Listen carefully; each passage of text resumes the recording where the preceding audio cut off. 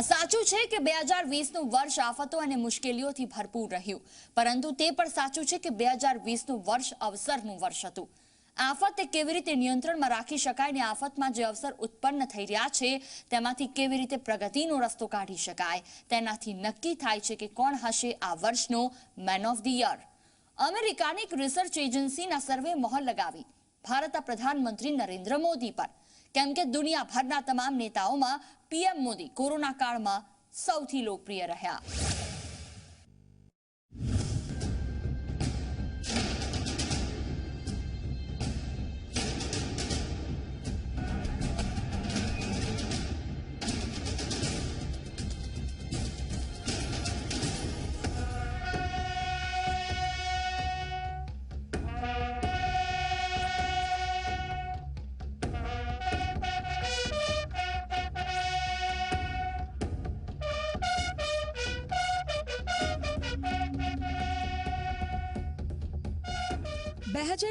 નવી પરંપરાઓ અને સ્થાપનાઓના સંકલ્પ સાથે શરૂ થયું હતું।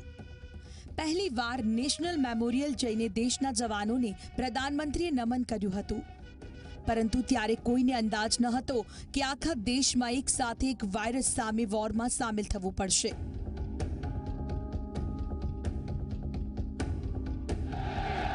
નમસ્તે ટ્રમ્પ, નમસ્તે ટ્રમ્પ, નમસ્તે ટ્રમ્પ, નમસ્તે ટ્રમ્પ, નમસ્તે ટ્રમ્પ, નમસ્તે ટ્રમ્પ।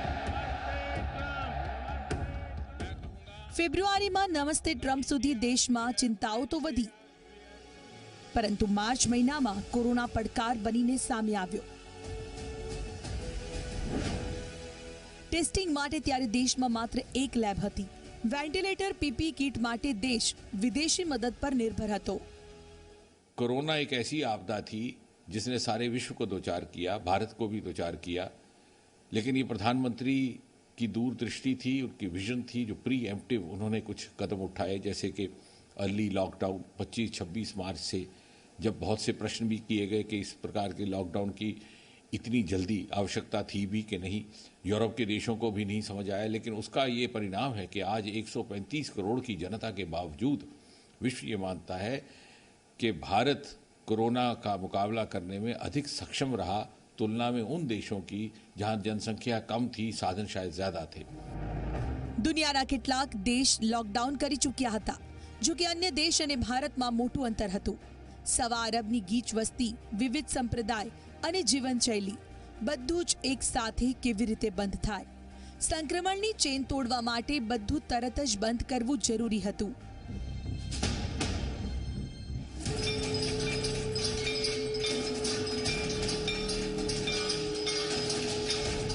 અને પ્રધાનમંત્રીએ આકરો નિર્ણય લીધો, જો કે થોડા રિહર્સલ સાથે, અને 22 માર્ચે એક દિવસનો જનતા કર્ફ્યુ નાખ્યો।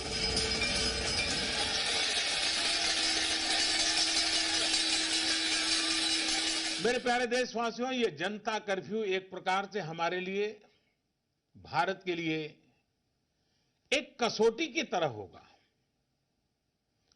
ये कोरोना जैसी वैश्विक महामारी के खिलाफ लड़ाई के लिए भारत कितना तैयार है, ये देखने और परखने का भी समय है।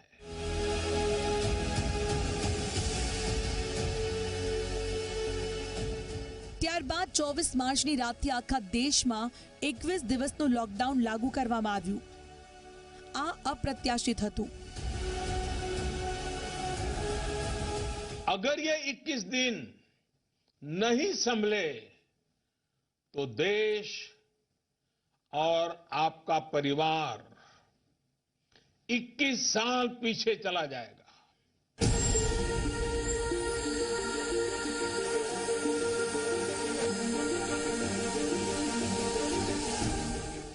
કોરોના સામે લડાઈ તો દુનિયા લડી રહી હતી, પરંતુ પ્રધાનમંત્રી મોદીએ આ લડાઈને ભારતમાં આંદોલન બનાવી દીધું।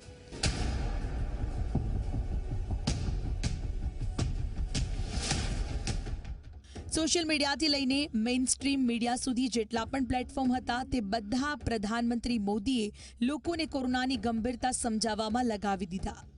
જ્યારે દેશની ધીરજ તૂટતી જોવા મળતી ત્યારે તે બિગ બોસની જેમ લોકોને એક નવો ટાસ્ક આપી દેતા હતા।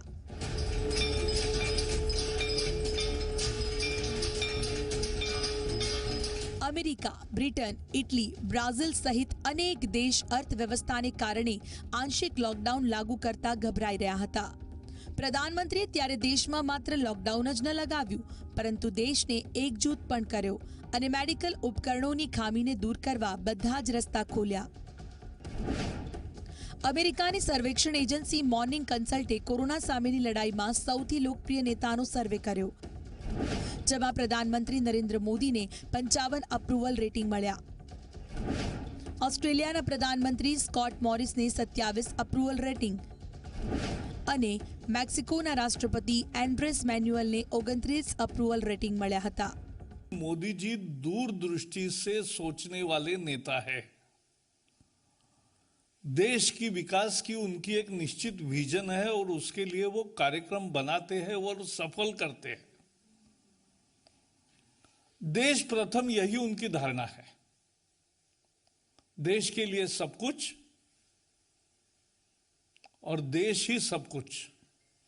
देखिए, हम सब के लिए इससे बढ़कर के और गर्व और हर्ष की बात क्या हो सकती है कि हम एक ऐसे देश के वासी हैं जहां के प्रधानमंत्री श्री नरेंद्र मोदी हैं, जिनको विश्व स्वीकार करता है आज संसार के सबसे कदावर नेता, सर्वश्रेष्ठ नेता.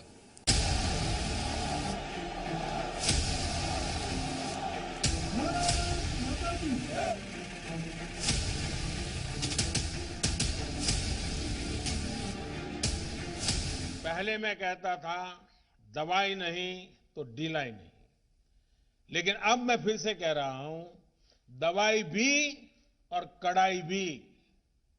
कड़ाई भी बरतनी है और दवाई भी लेनी है.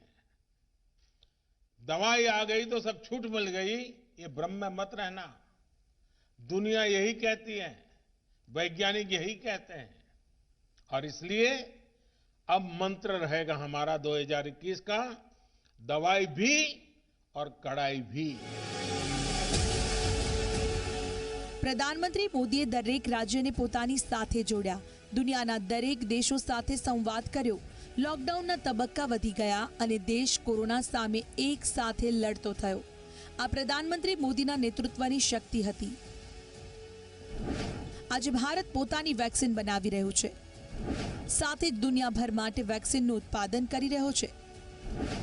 જાન્યુઆરી 2020માં એક ટેસ્ટિંગ લેબ હતી, આજે 2165 લેબ છે, જ્યાં 10 લાખ લોકોની દરરોજ તપાસ થઈ રહી છે.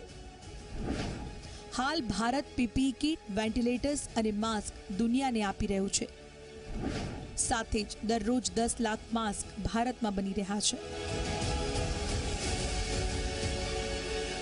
પક્ષીય રાજનીતિ, મન ભિન્નતાથી દૂર મહાસંકટના સમયે પ્રધાનમંત્રીએ દેશને એક તાંતણે બાંધી રાખ્યો, જેની પ્રશંસા દુનિયાએ કરી.